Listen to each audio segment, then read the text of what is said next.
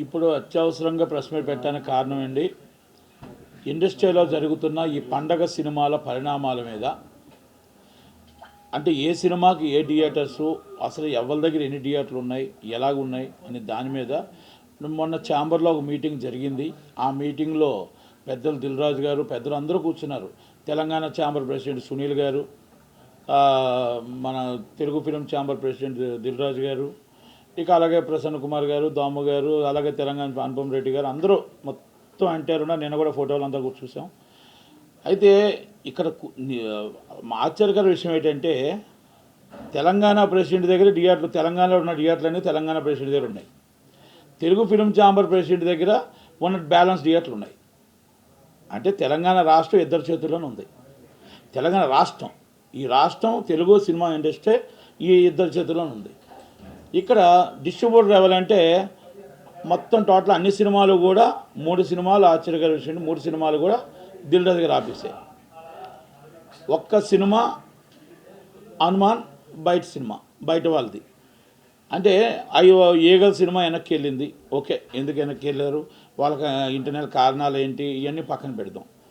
నేనేమంటున్నానంటే, మనం ఛాంబర్లో కూర్చునేటప్పుడు, పదవులు కూర్చునేటప్పుడు, తనవాడైనా మనవాడైనా పైవాడైనా మన దగ్గర ఉన్నవాడైనా మనం చేసిన ప్రతి సంవత్సరం కూడా మనం ఎలా చేస్తున్నాం, ఏ విధంగా ఉంటున్నాం, అందరికీ సర్దాలా లేదా థియేటర్లు అనేది చూడవలసిన బాధ్యత ఆ పోస్ట్ మీద ఉంటుంది.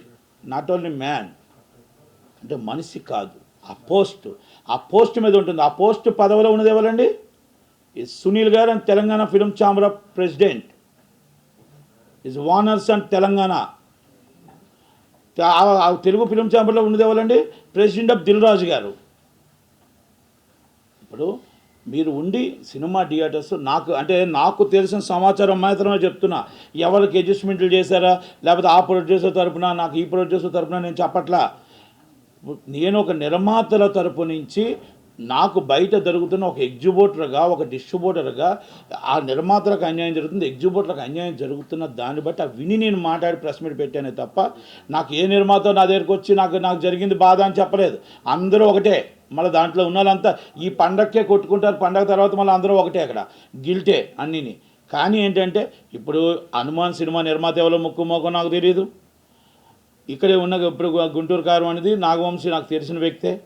అలాగే నా స్వామి రంగా చిత్తూరు సీన్ అని అంటారు, ఆయన నాకు పరిచయం లేదు, కానీ మరి నాగార్జున గారి ఫ్యామిలీ. అలాగే సైందువ వెంకటేష్ గారి, దగ్గుబాటి గారి ఫ్యామిలీ. నేను బోయినపల్లి వెంకట్. అంటే నేనేమంటున్నానంటే, మనం హీరోలను చూసి, హీరోయిజాన్ని చూసి, సినిమా మొత్తం టోటల్గా క్యాస్టింగ్లు చూసి సినిమా థియేటర్లు ఇవ్వండి, తప్పలేదు, నేనేం కాదని చెప్పట్లేదు. బడ్జెట్ చూసి పెట్టండి. మా బడ్జెట్ ఎంత, మన సినిమా ఎంత, అలా చూసుకునేటట్టయితే మరి హనుమాన్ కూడా ఎన్ని కోట్ల బడ్జెట్ ఉంది, చిన్న సినిమా ఎలాగవుతుంది? కాదు కదా. కనుక నేనేమంటానంటే, మీకు 12వ తారీఖు సినిమా రిలీజ్ అయింది, గుంటూరు కారం, హనుమాన్, 2 సినిమాలు రిలీజ్ ఉన్నాయి. గుంటూరు కారంకి 80% ఇవ్వండి, లేకపోతే 70% ఇవ్వండి, 30% 20% వరకు థియేటర్లు ఇవ్వండి. ఇది మనకు కరెక్ట్గా ఉంటుంది. అంటే మీరు బడ్జెట్ కూడా చూసుకోండి సినిమాలు. అలాగే 13వ తారీఖు వస్తుంది, ఒక 10% తగ్గించండి, 5%. అలాగే మీరు 14వ తారీఖు వస్తుంది, ఒక 5-10 తగ్గించండి. నా స్వామి రంగ, సైందువ. అంటే మీరు ఇక్కడ డిస్ట్రిబ్యూటర్ని చూస్తున్నారా, మళ్ళీ మీరు ఏంటంటే అక్కడ థియేటర్ హీరోని చూస్తున్నారా, సినిమాని చూస్తున్నారా? నాకు అర్థం కావట్లే. మీరు నా స్వామరంగా అప్పటికప్పుడు కన్ఫర్మేషన్ అయ్యి సినిమాకి వచ్చి మీ ఇష్టం వచ్చిన థియేటర్లు ఇస్తానంటారు, అది డిస్ట్రిబ్యూటర్ మరి దిల్రాజు గారు కాబట్టి. సైందువా ముందే డిస్ట్రిబ్యూటర్ దిల్రాజు గారు కాబట్టి మీ ఇష్టం థియేటర్లు బ్లాక్ చేస్తామంటారు. మొత్తం టోటల్ ఆల్రెడీ గుంటూరు కారంగా మొత్తం థియేటర్లు అన్నీ వేసేస్తామంటే, మరి ఒక హనుమాన్ థియేటర్కి సినిమాలు ఇవ్వకపోతే ఎలా చెప్పండి? ఓకే, మనం ఇక్కడ బలవంతులు ఉండొచ్చు, మనం ఇక్కడ బలవంతులమే. ఏం బలవంతులం? దిల్రాజుగా తెలంగాణకి, ఆంధ్రప్రదేశ్కి ఆయన బలవంతుడే. సునీల్ గారు తెలంగాణ బలవంతుడే, కానీ ప్రపంచానికే బలవంతుడు ఉన్నారు. ఆంజనేయ స్వామి ప్రపంచానికి బలవంతుడు కదా, ఆయన దేవుడే కదా. అంటే మనం కూడా అర్థం చేసుకోవాలి. ఈరోజు దీని అర్థం ఎందుకు ఈ మాట అనాల్సి వచ్చిందంటే, ఈరోజు మనం చేయొచ్చు, కానీ ఆ హిట్ సినిమా అనేది హిట్ కొట్టిన తర్వాత మళ్ళీ ఈ థియేటర్స్ అంతా కూడా మనం అక్కడికే రావాలి. అంటే దీని అర్థం ఏంటంటే ఎక్కడ ఎన్ని చేసినా ఏం చేసినా మళ్ళీ దేవుడి దగ్గరికి రావాల్సిందే అనేది మీకు సారాంశం. మీరు అదే నేను చెప్తున్నా. ఈరోజు మనం తప్పించవచ్చు, ఈరోజు మనం ఏమైనా మాట్లాడవచ్చు, కానీ నాకు మళ్ళీ చెప్తున్నా, ఆ సినిమా నిర్మాత ఎవరో నాకు పరిచయం లేదు, ఆ సినిమా నిర్మాత లేదు, ఈ లెవెల్లో కూడా నాకు, కానీ నాకు కావాల్సిన వాళ్ళు దాంట్లో ఉన్నారు. ఎవరు నా సోమరంగా నేను అందరూ నాకు కావాల్సిన వాళ్ళు ఉన్నా కూడా, లేకపోతే మనకి గుంటూరు కారం కావాల్సిన వాళ్ళు ఉన్నా, కాకపోతే మనం చేసేటప్పుడు న్యాయం చేయాలి అంటాను. ఒప్పించాం, ఎస్, నాకు ఇందాక కూడా మాట్లాడితే ఒప్పించాం అన్నారు, ఒప్పించారు కరెక్టే. మనం ఎందుకంటే అక్కడ హనుమాన్ అనే సినిమాకి థియేటర్లు ఎందుకు ఇవ్వలేకపోయాం అంటే డిస్ట్రిబ్యూటర్ను చూసి మనం కాదు, సినిమాను కూడా చూసి ఆ సినిమాకి థియేటర్ అయినప్పుడు మనం ఇప్పుడు గవర్నమెంట్ ఏం చేస్తుంది, మొన్న దొరల పాలన వెళ్ళింది, ఇప్పుడు పటేల్ పాలన వచ్చింది. ఆ రోజు 395 రూపాయల టికెట్ ఇస్తే మీరు 450 రూపాయల టికెట్ ఇచ్చారయ్యా. ఇక మీరేం న్యాయం చేసినట్టు? పేదల పాలన, ప్రజల పాలన, ప్రజా దర్బార్ అన్న మీరు ఇక్కడ మరి ఇప్పుడు ఏం చేస్తున్నారని అడుగుతున్నా. ప్రజల్ని దోచుకోవడానికి, ప్రజల్ని దాచుకోవడానికి మీ డబ్బులు తీసుకొని 450 రూపాయల టికెట్ ఈ పండగలో మొత్తం అందరూ దోచుకోవడానికి కాదండి. గవర్నమెంట్ 395 రూపాయలు వాళ్ళకి ఇచ్చింది కాబట్టే, అలాగే రేట్లు పెంచి పేదవాళ్ళని దగ్గరికి రానివ్వలేదు కాబట్టే, చూడలేదు కాబట్టే మీకు గవర్నమెంట్ అప్పచెప్పారు. రేవంత్ రెడ్డి గారు, కోమటిరెడ్డి వెంకటరెడ్డి గారు మీకు అప్పచెప్పేటప్పుడు కూడా మీరు ఇంకా 50 రూపాయలు పెంచి ఇంకా రేటు ఇవ్వండి, ప్రజల్ని మీరు దోచుకోండి అంటే ఎలాగా? ఇది ఎంత దాకా కరెక్ట్ అండి ఇది? అంటే ఇప్పుడు ఒక పాలన మారుతుంది అంతే. కార్పొరేట్ కంపెనీలకు ఒత్తాసు పలుకుతూనే ఉన్నారు మీరు. చిన్న నిర్మాత బతికేంటి, సినిమాలు ఏంటి, దాంట్లో ఒకవేళ అవ్వకపోతే మీరు కూడా ఇన్వాల్వ్మెంట్ అయ్యి వాళ్ళకి చెప్పండి. తెలంగాణలో ఇద్దరే నడుపుతున్నారు. చిన్న సినిమా నిర్మాతలు దెబ్బ తినేస్తున్నారు, చచ్చిపోతున్నారు. మేము చెప్తున్నాం 2.5 షో మాకు ఇవ్వండి అని. మల్టీప్లెక్స్లు కానీ అన్నీ కూడా మేము అడుగుతున్నాం 20% ఆక్యుపేషన్ ఇవ్వండి అని. కానీ మీరు పిలిపించండి, మేము వచ్చాం, మిమ్మల్ని మర్యాదపూర్వకంగా కలిసాం. కానీ ఏంటంటే గవర్నమెంట్ ఇంక 25 రోజులు అయ్యింది. ఎస్, మీరందరూ కూర్చోబెట్టి మాట్లాడండి, చిన్నవాళ్ళని పెద్దవాళ్ళని. కాంగ్రెస్ గవర్నమెంట్ అంటే అందరు గవర్నమెంటు, కాంగ్రెస్ గవర్నమెంట్ అంటే మాకు న్యాయం జరిగిన గవర్నమెంటు. సినిమా ఫీల్డ్లో, ఇండస్ట్రీలో మాకు న్యాయం జరిగింది. ఈరోజు వీళ్ళిద్దరు వల్ల చాలా ఇబ్బంది, తెలంగాణలో సినిమాలు రిలీజ్ చేసుకునే పరిస్థితులు లేకుండా పోయాయి. మేము ఈరోజు కూడా చెప్తున్నాం, సినిమాలు రిలీజు మీరు హనుమాన్కి ఎంత ఇస్తున్నారు, దీనికి ఎంత ఇస్తున్నారు చూసి ఇవ్వండి. నేనే అన్ని సినిమాలు మనవే, పెద్ద సినిమా బతకాలి, మిడిల్ సినిమా బతకాలి, చిన్న సినిమా బతకాలి, అంతే తప్ప బయట టాక్ ఏంటంటే మొత్తం టోటల్గా ఒక్క థియేటర్ లేదు, ఆర్టీసీ ఎక్స్ప్రెస్లో ఒక థియేటర్ లేదు, ఎక్కడ ఒక థియేటర్ లేదు, ఒక థియేటర్ ఇవ్వట్లేదు అనేది ఆ నిర్మాత కూడా ఆవేదన వ్యక్తం చేశాడు. కనుక ఆవేదన వ్యక్తం చేసే పరిస్థితికి ఎందుకు వచ్చాడు ఆ నిర్మాత? నేను 2-3 ఛానల్లో చూశాను. నేనేమంటున్నాను, ఛాంబర్లో కూర్చునేది మనమే, అక్కడ థియేటర్లు ఉన్నది మనకే, డిస్ట్రిబ్యూషన్ మనకే. కానీ అక్కడ ఎవరు ఎక్కడున్నా డిస్ట్రిబ్యూషన్లో కూర్చుంటే మన సంస్థ, ఛాంబర్ సీట్లో కూర్చుంటే అది అందరి సంస్థ. ఆ సంస్థలో మన అందరికీ న్యాయం చేయాలి. ఇది దిల్ రాజు గారు ఎక్కడో తేడా వస్తుందని అనుకుంటున్నా. ఎందుకంటే ఆయన మీద నాకు పూర్తిగా నమ్మకం ఉండే. ఎందుకంటే అందరికీ కలిపి న్యాయం చేయాలి, ఇక్కడ అన్యాయం జరగకూడదు. ఓకే, ఈగల్ సినిమాని వెనక్కి వేశారు. మీరు ఫిబ్రవరి 9 సినిమా ఎప్పుడో కమిట్మెంట్ అయినా మరి బైరోకాన్ ఏమవుతుంది? డీజే టిల్ అంటే మరి గుంటూరు కారం కోసం వేస్తున్నారు, డీజే టిల్ వెనక్కి వెళ్తుంది. అంటే ఇవన్నీ కూడా మీరు బేర్ చేసుకోవాలి కదా. మరి వాళ్ళకి ఏ డేట్ ఇస్తున్నారు? ఇవన్నీ కూడా ఒక్కసారి ఛాంబర్లో కూడా మనం బలవంతుడి మీదే సపోర్ట్ చేయడం కాదు, బలహీనులను కూడా సపోర్ట్ చేసి అందరినీ సమానంగా చూడాల్సిన బాధ్యత ఛాంబర్ కౌన్సిల్ అందరి మీద ఉంది. కనుక నేనేమంటున్నానంటే ఆంధ్రాలో కానీ ఇక్కడ కానీ డిస్ట్రిబ్యూషన్ మేబీ ఎవరైనా ఉండొచ్చు, కొత్తవాడు ఉండొచ్చు, ఇంకోళ్ళు ఉండొచ్చు. సినిమాని బట్టి థియేటర్లు ఇవ్వండి, ఎవరైనా ఉండొచ్చు. మీ డిస్ట్రిబ్యూషన్ అయితే ఒకటి, ఇంకో ఎగ్జిబ్యూటర్లు భయపడతారు. ఎస్, ఎందుకు భయపడతారంటే ఇప్పుడు దిల్ రాజు గారు అంటే శిరీష్ గారు అంటే రెగ్యులర్ సినిమాలు ఉంటాయి. ఎస్, సంవత్సరానికి మెయింటెనెన్స్, సంవత్సరానికి కూడా వాళ్ళు ఫీడింగ్ ఇచ్చేది దిల్ రాజు గారు థియేటర్స్, శిరీష్ గారు, అలాగే సునీల్ గారు అవ్వచ్చు. అయితే అక్కడ వాళ్ళకి ఫీడింగ్ ఇచ్చేటప్పుడు థియేటర్లు కూడా మనం పక్క డిస్ట్రిబ్యూటర్ కొత్తగా రావచ్చు, లేకపోతే ఇంకొకరు రావచ్చు. మనకి ఎంతమంది డిస్ట్రిబ్యూటర్లు వస్తే అంతమంది నిర్మాతలకు మంచిది, ఎంతమంది ఎగ్జిబ్యూటర్లు అందరూ ఫ్రీ హ్యాండ్గా ఉండగలిగితే మనకు అంత మంచిది. వాళ్ళని కూడా మనం ఎంకరేజ్ చేసి ఆ సినిమాని బట్టి థియేటర్లు ఇవ్వండి, డిస్ట్రిబ్యూటర్ని బట్టి సినిమాలు కాదు, థియేటర్లు కాదు. మీరు గుంటూరు కారంకి ఇవ్వద్దని చెప్పట్లా, మీరు సైంధవకి ఇవ్వద్దని చెప్పట్లా, నా సోమరంకి ఇవ్వద్దని చెప్పట్లా, హనుమాన్కి కూడా మీరు న్యాయం చెయ్యండి అనేది నేను చెప్తున్నా. మీరు సినిమాల రూపంగా వెళ్ళి ఈ బడ్జెట్ ఎంత అని చెప్తే ఇక మరి ఇంకొకరిని అవమానించిన వాళ్ళు అవుతాం మనం. కనుక అంత దాకా నేను వెళ్ళట్లే. నాకు ఇందాకలో తెలిసిన న్యూస్. నా సామరంగకు కూడా రేట్లు పెంచారంట, పెంచమని ఏపీ గవర్నమెంట్ని అడిగారంట. అంటే ఎక్కడికి వెళ్ళిపోతుందో నాకు అర్థం కావట్లే. 100 కోట్లు ఏపీ గవర్నమెంట్ వాళ్ళు చాలా చక్కగా చెప్పారు. 100 కోట్లు దాటిన బడ్జెట్ మాత్రమే మేము ఇస్తాం, తక్కువ వాళ్ళకి మేము ఇవ్వమన్నారు. ఒక బ్రోకి ఇవ్వలేదు, ఒక లెజెండ్కి ఇవ్వలేదు, ఒక సినిమా మళ్ళా ఇది భగవత్ కేసరికి ఇవ్వలేదు. విభజించు పాలించు చేస్తారు వాళ్ళు. వాళ్ళది ఎలాగుంటుందంటే వాళ్ళ తాలూకా వాళ్ళ ఇంట్లో వాళ్ళైతే ఎంతైనా సరే ఇస్తారు. మరి ఇదే వ్యక్తులు మరి అలాగే ఈ సినిమాలకు వచ్చేటప్పటికి మరి ట్యాక్స్ ఫ్రీ ఇచ్చారని చెప్పేసి, మరి శాతకర్ణికి ట్యాక్స్ ఫ్రీ ఇచ్చారని చెప్పేసి గగ్గోలు పెట్టారు. మరి మీరు చేస్తుంది ఏంటి? వైసీపీ గవర్నమెంట్ మీరు చేస్తుంది ఏంటి? మీకు ఇష్టపడిన వాళ్ళకి రేట్లు ఇస్తారు, ఇష్టం లేని వాళ్ళకి రేట్లు ఇవ్వరు. అంటే ఇది మీరు ప్రజలను దోచుకోవడం కాదా? ప్రజలను వంచడం కాదా? ప్రజలను ఫ్రీగా రేట్ ఇచ్చి మార్కెట్లో రేట్ ఎంత ఉందో ఎవరు తీయమన్నారండి మిమ్మల్ని? కాస్ట్ ఆఫ్ ప్రొడక్షన్స్ 100 కోట్ల రూపాయలు మీరేం పెట్టట్లే. మీ రెమ్యునేషన్స్ పెంచుకుంటున్నారు, మీ కాస్ట్ ఆఫ్ చార్టర్డ్ ఫ్లైట్లు పెంచుకుంటున్నారు, మీరు ఖర్చులు మొత్తం పెంచుకుంటున్నారు, కార్వేన్లు పెంచుకుంటున్నారు, ఎక్స్ట్రా ఖర్చు తప్ప కాస్ట్ ఆఫ్ ప్రొడక్షన్స్ ఎవరైనా వచ్చి నా దగ్గర చర్చకొస్తారో చెప్పండి. ఎవరు పెట్టారు కాస్ట్ ఆఫ్ ప్రొడక్షన్ లివింగ్ చెప్పమనండి వాళ్ళని. వీళ్ళంతా పెంచి ఎవరి దగ్గర దోచుకుంటున్నారు? ఇది ప్రజల దగ్గర దోచుకుంటున్నారు. మీరు 440 రూపాయల టికెట్ ఎవరి దగ్గర? ప్రజల దగ్గర దోచుకుంటున్నారు. ఇది ఎంత దాకా కరెక్ట్? ఒక్కసారి ప్రజలు ఆలోచించండి, ప్రజలు ఆలోచించాలి, గవర్నమెంట్లో ఆలోచించాలి.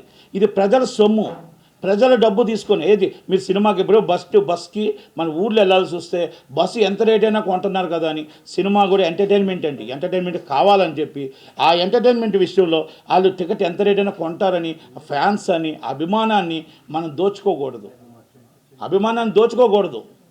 ఒక్కసారి ఆలోచించుకోవాలి, ఆలోచించుకొని నిర్ణయం తీసుకోండి. ఛాంబర్లు కూడా హనుమాన్ థియేటర్కి అన్నింటికి థియేటర్లు ఇస్తాయని, గవర్నమెంట్ కూడా 2 గవర్నమెంట్లు చొరవ తీసుకుంటాయని, మరి అలాగే రేట్లు పెంచకుండా చూస్తాయా?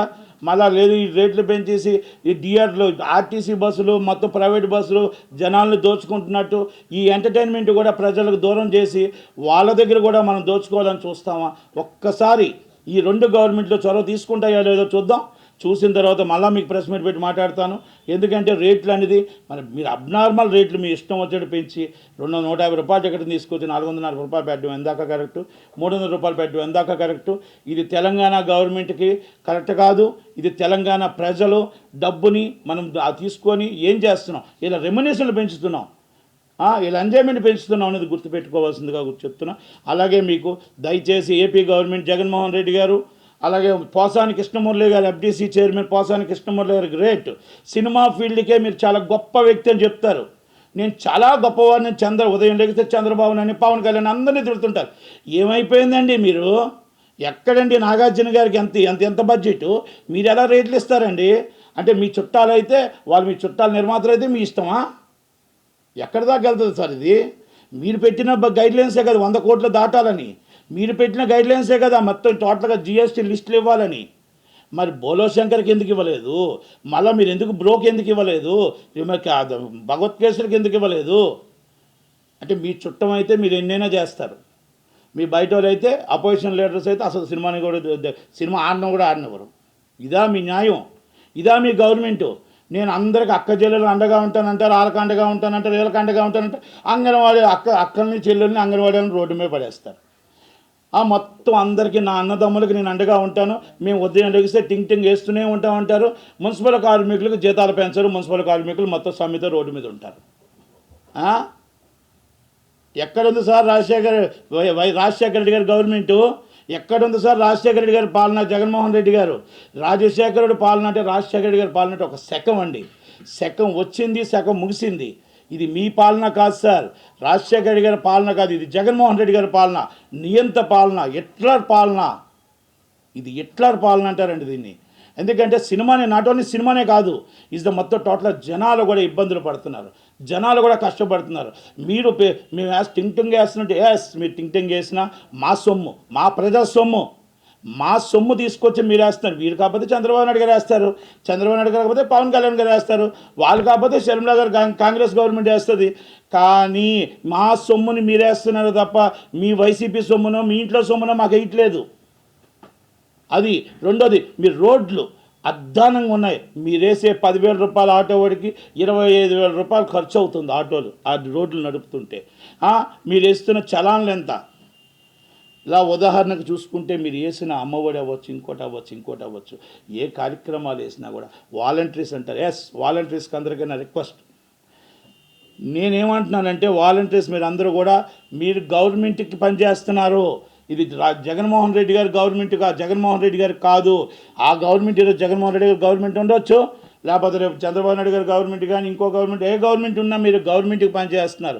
దయచేసి మీరు గవర్నమెంట్కి ఏ విధంగా మీరు అందరూ కూడా ఆ 50 మందికి వాలంటరీ ఉన్నారో, అడ్మిన్ ఉన్నారో, మీరు అది గుర్తుపెట్టుకోండి. దయచేసి మిమ్మల్ని ఎవరు తీసేరండి, మిమ్మల్ని అధైర్యపడొద్దు.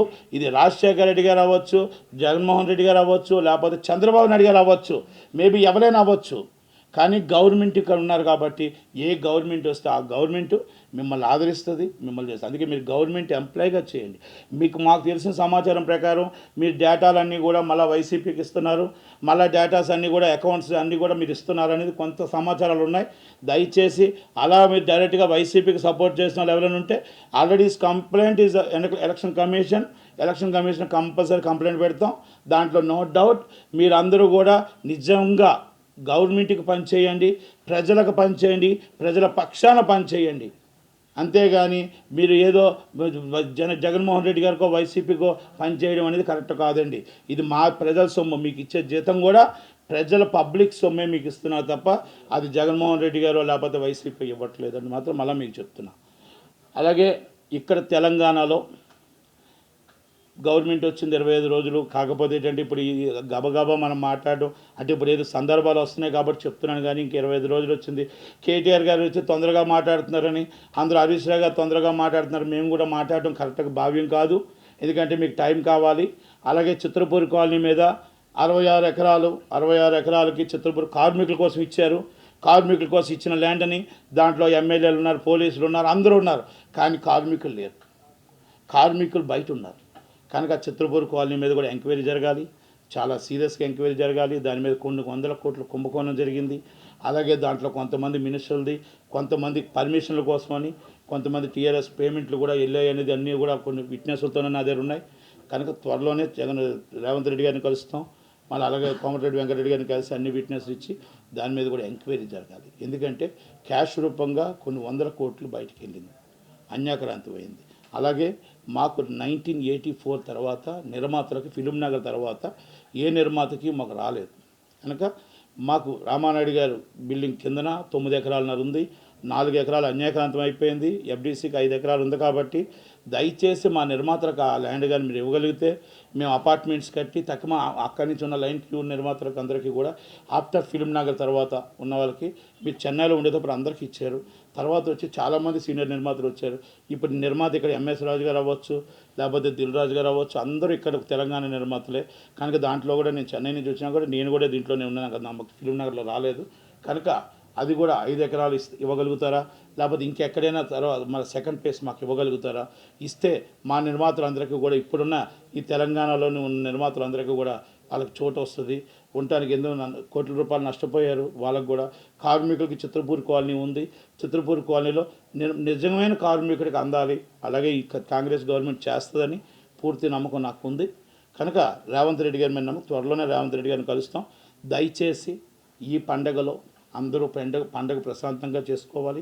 సంక్రాంతి పండుగ 2 రాష్ట్రాల్లో చాలా పెద్ద పండుగ.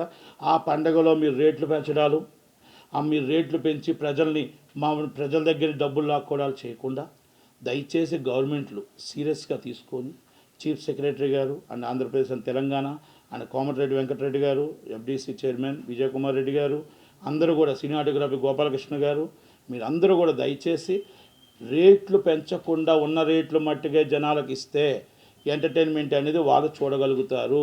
మీరు రేట్లు పెంచినా ఎంటర్టైన్మెంట్ చూడగలుగుతారు. కాకపోతే ఏంటంటే వాళ్ళ పిల్లలతో సినిమా చూడాలంటే, అందరూ ఫ్యామిలీతో సినిమా చూడాలంటే ఎన్ని వేల రూపాయలు అవుతుందో ఒకసారి అర్థం చేసుకొని దాన్ని కట్టడి చేస్తారని, రేట్లు పెంచకుండా కట్టడి చేస్తారని ఆశిస్తూ ఉన్నాను.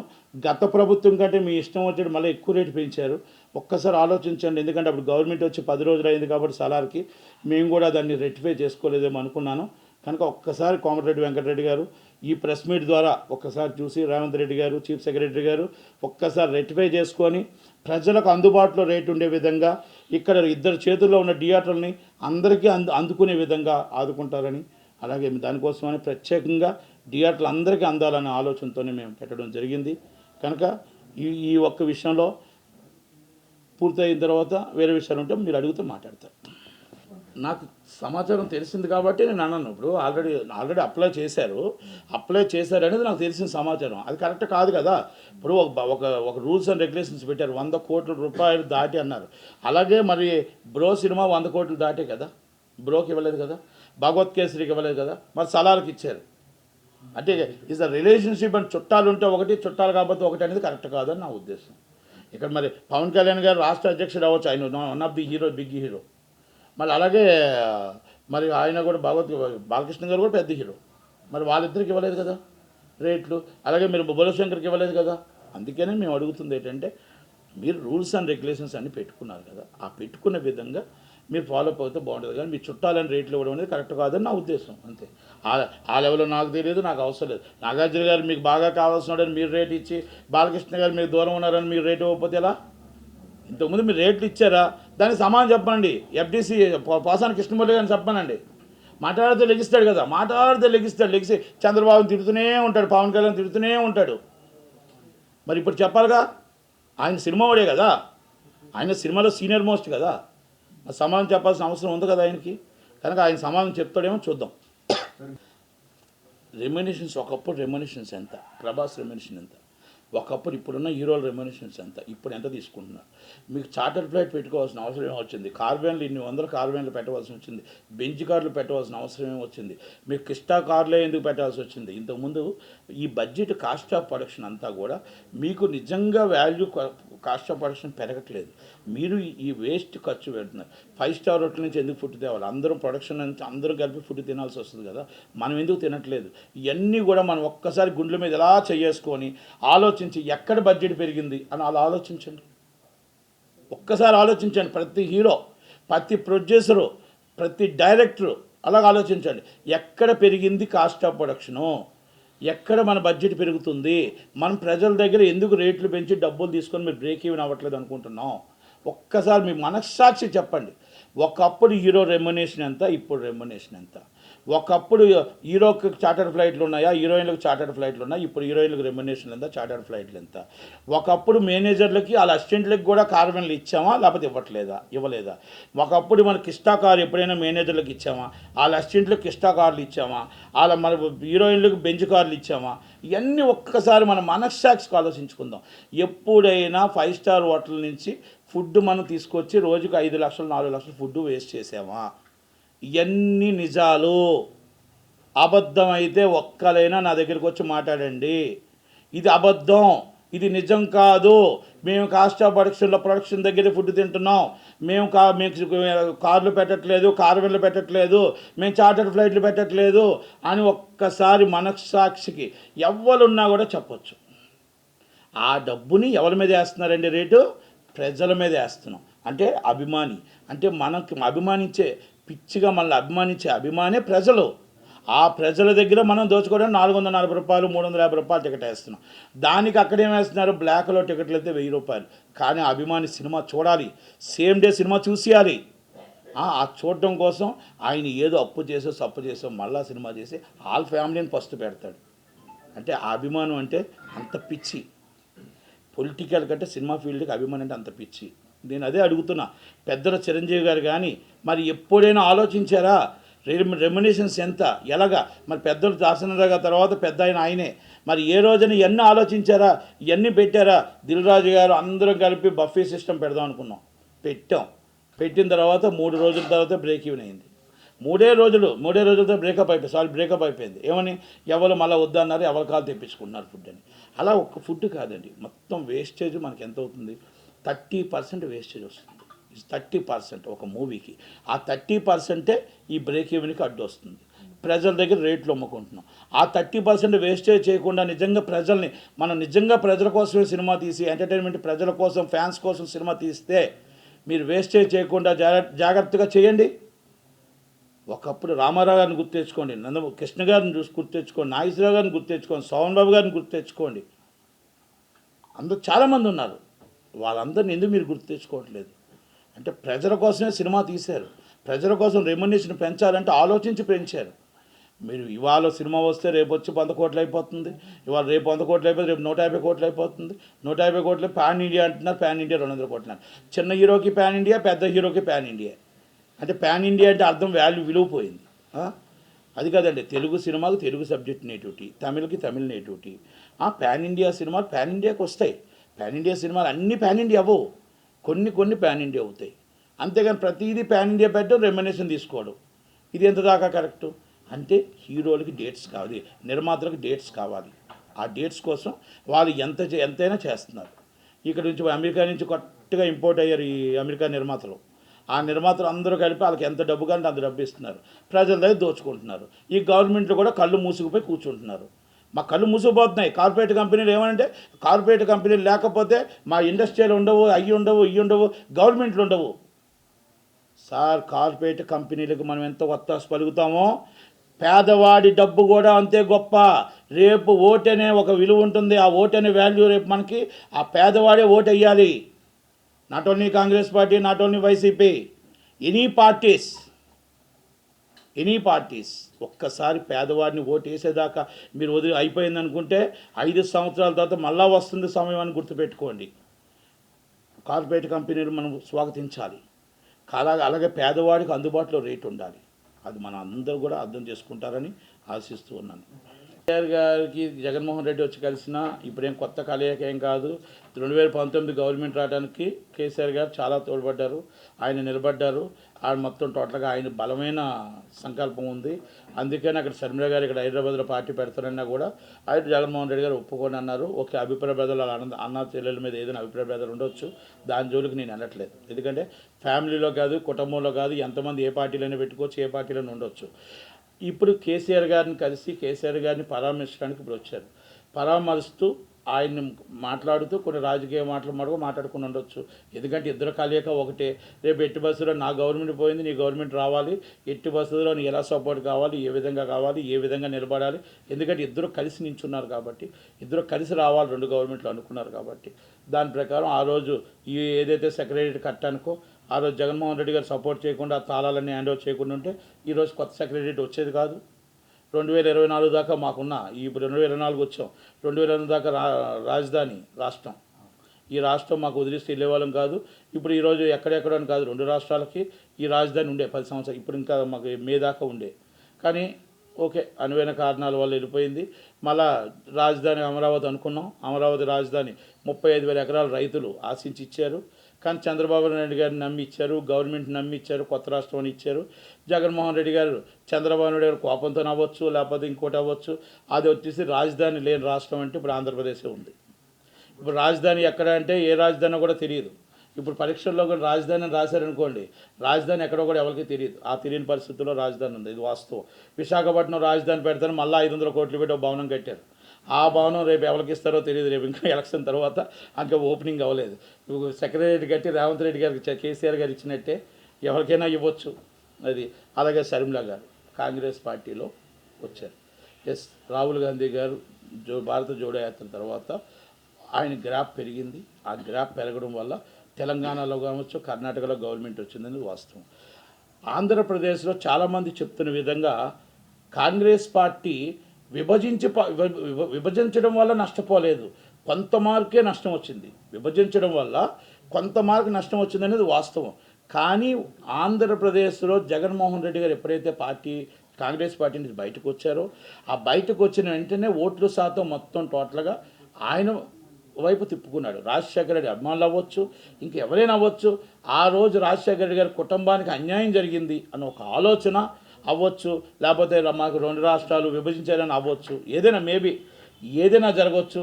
ఆ రోజు ఆ కాంగ్రెస్ పార్టీ మొత్తం ఓట్ బ్యాంక్ అంతా వైసీపీకి వెళ్ళింది, టీడీపీకి వెళ్ళలేదండి, జనసేనకి వెళ్ళలేదండి, పీఆర్పీకి వెళ్ళలేదండి, సిపిఐకి వెళ్ళే, అది వైసీపీకి వెళ్ళిపోయింది. అయిపోయిన తర్వాత 2019 ఎలక్షన్లో ఓకే ఏదో కాస్త కోస్త అంటే సరైన నాయకత్వం లేదు. సరైన నాయకత్వం కూడా కాంగ్రెస్ పార్టీకి అందరూ వెళ్ళిపోవడం వల్ల కొన్ని ప్రాబ్లమ్స్ జరిగాయి. ఇప్పుడు 2024 ఎప్పుడైతే 2 రాష్ట్రాలు వచ్చాయో, వైసీపీ ఎప్పుడైతే అంటే వైసీపీ ఎప్పుడైతే డౌన్ఫాల్ వస్తుందో, ఈ డౌన్ఫాల్ వస్తున్నప్పుడు ఆటోమేటిక్గా కాంగ్రెస్కి అప్కమింగ్ వస్తున్న సమయంలో షర్మిలా గారు సడన్గా ఎంట్రీ ఇచ్చి కాంగ్రెస్ పార్టీలో జాయిన్ అవ్వడం అనేది ఇది వైసీపీకి తీవ్ర నష్టం. ఎందుకంటే మళ్ళా వైసీపీ నుంచి కాంగ్రెస్ ఓట్ బ్యాంక్ మళ్ళీ వస్తుంది, ఓట్ బ్యాంక్ అంతా మళ్ళీ వస్తుంది. నాకు తెలిసి ఆల్మోస్ట్ టీడీపీలో ఎంతమంది జాయిన్ అవుతారో, జనసేనలో ఎంతమంది జాయిన్ అవుతారో నాకైతే తెలియదు, కానీ ఆల్మోస్ట్ వైసీపీ నుంచి కాంగ్రెస్లోకి చాలామంది జాయినింగ్స్ ఉన్నాయి. మనం షర్మిలా గారు రానప్పుడు వాళ్ళకి సీట్లు రావు, ఓట్లు రావు అనుకున్న వాళ్ళంతా 16% పైన ఓటింగ్ వస్తుంది. ఒక ఎంపీ సీటు రావడానికి అవకాశాలు ఉన్నాయి, 11 ఎమ్మెల్యే సీట్లు రావడానికి అవకాశాలు ఉన్నాయి. గట్టి పోటీ కొన్ని ఏరియాలో నువ్వా నేను అనేస్తారు. అది వైసీపీకే నష్టం వస్తుంది తప్ప టీడీపీకి జనసేనకి నష్టం రాదు. జనసేనకి నష్టం అంటే నేను అనుకుంటానంటే కాంగ్రెస్, సిపిఐ, సిపిఎం, ఆమ్ ఆద్మీ ఇవన్నీ కలిపి ఒక కూటమి అవుతాయి. బీజేపీ ఇవన్నీ ఒక కూటమి అవ్వచ్చు. మేబీ ఇది ఇటు అటు మారచ్చు, అది ఇటు మారచ్చు, ఏవైనా చెప్పలేము. ఎందుకంటే ఇంకా చాలా సమయం ఉంది కాబట్టి సందర్భాలు చాలా ఉన్నాయి. కాంగ్రెస్కి అటు అవ్వచ్చు, ఇటు అవ్వచ్చు. ఏది మనం శాశ్వత శత్రులు, శాశ్వత మిత్రులు లేదు ఉండరండి. అటు ఉంటాయి, ఇటు ఉంటాయి. కాకపోతే జాతీయ పార్టీలు 2 ఉన్నాయి, ఒకటి బీజేపీ, ఒకటి కాంగ్రెస్. ఎవరో ఒకవైపు రావాల్సిందే ఎవరైనా సరే. కనుక మన 2వ భారత్ జోడో యాత్ర చేస్తున్నారు. ఆంధ్రప్రదేశ్ అనేది ఈరోజు 135 నుంచి 150 సీట్స్ జనసేన, టీడీపీ గంట మోగించబోతుంది, దాంట్లో నో డౌట్. నేను 23 సీట్లు అనుకున్నాను, గెలిస్తే 23, 24 వస్తాయి అనుకున్నాను. ఇప్పుడు కాంగ్రెస్ షర్మిలా గారు రావడం ఇంకా బాగా తగ్గిపోతుంది. దాదాపు 50 సీట్లలో డిపాజిట్ కూడా గల్లంత అయిపోతుంది. ఎందుకంటే నేను శ్రీకాకుళం వెళ్ళొచ్చాను. శ్రీకాకుళంలో 8 సీట్లు బంపర్ మెజార్టీతో గెలుస్తాయి. 2 సీట్లు కూడా బటాబటీ మెజార్టీతో ఉన్నారు. ఆ 2 సీట్లు కూడా కరెక్ట్గా కానీ వీళ్ళు చేసుకుంటే ఇప్పుడు ఉన్న కాంగ్రెస్ వస్తుంది కాబట్టి ఆ 2 సీట్లు కూడా వస్తే ఆ 2 సీట్లు 10 సీట్లు కూడా స్లీప్ చేస్తారు. 34 సీట్లు ఉన్నాయి ఉత్తరాంధ్రలో 34 సీట్లకి 29 నుంచి 30 సీట్లు గెలుస్తారు జనసేన, టీడీపీ. మీరు ఇప్పుడు ఇవాళ చాలామందికి సీట్స్ అది ఎందుకు సీట్లు ఇవ్వట్లేదా, సీట్లు ఇస్తున్నారా ఇవ్వట్లేదా అని చాలామంది ఒక అభియోగాలు జరుగుతున్నాయి. ఓకే, వాళ్ళ సొంతం, ఆ పార్టీ ఇష్టం, ఏ పార్టీకి వచ్చే. కానీ నేను మీకు వాళ్ళు ఎప్పుడో చెప్పాను 2 నెలల క్రితమే, ఈ బూతులు మాట్లాడుతున్న మంత్రులు అందరికీ సీట్లు ఉండవు, ఒకవేళ సీట్లు ఇచ్చినా కూడా వీళ్ళు గెలరు అని. అమర్నాథ్ గారి సీట్ అవుట్, ఇంకా అంబటి గారి సీట్ ఉంది. అది ఉంటుందో ఉండదో నాకైతే తెలియదు, కానీ ఉన్నా లేకపోయినా ఇంకా బూతుల మంత్రులు అందరికీ కూడా అయిపోయింది, ఆల్మోస్ట్ అంత అయిపోయింది. ఒకళ్ళు ఉన్నా కూడా వాళ్ళు గెలరు. అంటే ఎందుకు నేను అంటున్నానంటే, మనం ఉదయం లెగిస్తే ఎదుటివాడిని తిట్టడం కాదండి, మనం ఏం చేసామో చెప్పాలి. పోలవరంకి మనం ఒక గేట్ వేసామా, ఒక రాయి వేసామా, 4.5 సంవత్సరాలు ఏం సాధించాము ఈ 4.5 సంవత్సరాలు? మేము టింగ్ వేస్తున్నాం, నా అక్క చెల్లెలు టింగ్ వేస్తున్నాం కాదండి. రోడ్లు వేసామా, మనం ఏం చేసాము అనేది, మనం ఏ ప్రాజెక్టులు కట్టాము, ఎక్కడ కట్టాము, ఎన్ని పరిశ్రమలు తీసుకొచ్చాము, ఎంతమందికి ఎన్ని లక్షల మందికి ఉద్యోగాలు ఇచ్చాము, ఎంతమంది ఎక్కడెక్కడ పరిశ్రమలు కట్టారు, ఎక్కడెక్కడ ఎంప్లాయ్మెంట్ వచ్చింది, అవి మనం చెప్పగలగాలి. కానీ నేను అందుకే అమర్నాథ్ గారిని అడిగాను, సార్ భారీ పరిశ్రమ మంత్రిగా మీరు 13 లక్షల కోట్లు తెచ్చాను అన్నారు కదా, ఈ 13 లక్షల కోట్లు ఎక్కడ పెట్టారు, ఎలా తెచ్చారు, ఎప్పటికి వస్తుంది ఎంప్లాయ్మెంట్, ఎలాగొస్తుంది ఎంప్లాయ్మెంట్, ఎక్కడెక్కడ ఎప్పుడు స్టార్ట్ అవుతాయి, ఎంతమందికి మనం ఉద్యోగాలు ఇచ్చామని అడిగాం. అది చెప్పలేకే చిరంజీవి మాస్టర్ గారు ఓడిపోయారు. చిరంజీవి మాస్టర్ గారు గెలిచారు, సుధాకర్ గారు ఓడిపోయారు. ఆయన సభ్యత్వాన్ని కూడా రాజీనామా చేసేసారు వైసీపీకి. అలాగే వంశీకృష్ణ యాదవ్ గారు రాజీనామా చేసేసారు, రామచంద్ర గారు రాజీనామా చేసేసారు. ఓకే, ఇంకా చాలామంది చేయొచ్చు. ఓకే, వాళ్ళ ఇష్టం, వాళ్ళ పర్సనల్ ఇష్టం. కానీ ఏంటంటే రాష్ట్రం బాగుపడాలి, రాష్ట్రం అమరావతి రాజధానిగా మనకి సైబర్ సిటీ ఎలాగుందో తల తన్నిన రాజధానిగా మనకు అమరావతి ఉండాలి. మనం అప్పులు చేయడం కాదు, మన ఇన్కమ్ని ఎక్కడ ఇన్కమ్ ఉందో ఆ ఇన్కమ్ని అంతా మనం తీసుకొని, మన దగ్గర వనరులు ఉన్నాయి, అన్నీ ఉన్నాయి, గనులు ఉన్నాయి, మైనింగ్ అన్నీ ఉన్నాయి. మనమే దాన్ని ఇన్కమ్గా పుట్టించలేకపోతున్నాం. ఆంధ్రప్రదేశ్లో మన ఉమ్మడి రాష్ట్రం ఉండేటప్పుడు అందరూ మనకు అన్యాయమే చేశారు ఆంధ్రప్రదేశ్కి. ఇది వాస్తవం. మొత్తం హైదరాబాద్ అన్నారు. ఈరోజు విజయవాడ సూపర్ స్పెషాలిటీ హాస్పిటల్ కానీ ఇంకోటి కానీ ఇప్పుడు వస్తున్నాయి. అమెరికన్ కాన్సులేట్ లేదండి ఆంధ్రప్రదేశ్లో, అమెరికన్ కాన్సులేట్ లేదు, మనకి ఏ రాయబార కార్యాలయాలు లేవు. ఆ పరిస్థితి తీసుకొచ్చారు ఉమ్మడి రాష్ట్రంలో ఉన్న ముఖ్యమంత్రులు. ఆటోని చంద్రబాబు నాయుడు గారు అంతే, రాజశేఖర రెడ్డి గారు అంతే, ఎవరైనా కిరణ్ కుమార్ రెడ్డి గారు అంతే, పెద్ద పెద్దలు ఎవరైనా ఉమ్మడి రాష్ట్రంలో ఆంధ్రప్రదేశ్ని రాయలసీమను నిర్వీర్యం చేసేసారు. ఈరోజు హైదరాబాద్ హైదరాబాద్ అన్నారు, ఓకే 2 రాష్ట్రాలు విడిపోయాయి. విడిపోయిన తర్వాత ఈరోజు మా పరిస్థితులు ఏంటంటే మా పిల్లలు వచ్చి హైదరాబాద్ రావాలి ఇంటర్వ్యూస్కి, ఏది కావాలన్నా బెంగళూరు వెళ్ళాలి ఇంటర్వ్యూస్కి, ఏది కావాలన్నా చెన్నై వెళ్ళాలి. ఇంకా ఇప్పుడు అదే పరిస్థితులు ఉన్నాం. అందుకే సీనియర్ వ్యక్తి చంద్రబాబు నాయుడు గారు కావాలి. చంద్రబాబు నాయుడు గారు వస్తే ఇవన్నీ కూడా మొత్తం టోటల్గా కరెక్ట్గా సెట్ అవుతుంది. ఇంకొక 5 సంవత్సరాలు చంద్రబాబు నాయుడు గారికి ఇచ్చి ఉంటే ఆంధ్రప్రదేశ్లో సస్యామలంగా చూసేవాళ్ళం. మనం పోలవరం అవ్వచ్చు, ఇంకోటి అవ్వచ్చు. కనుక చంద్రబాబు నాయుడు గారికి ఓకే, ఒక్క ఛాన్స్ అన్నారు, ఒక ఛాన్స్ ఇచ్చాం, ఒక్క ఛాన్స్ 15 సంవత్సరాలు వెనక్కి వెళ్ళిపోయాం. మళ్ళీ చంద్రబాబు నాయుడు గారి పాలన, జగన్మోహన్ రెడ్డి, ఇది మన పవన్ కళ్యాణ్ గారి పాలన వస్తే దాని మీద మనం ఈ 5 సంవత్సరాల్లో రాష్ట్రం అభివృద్ధి చెందుతుంది.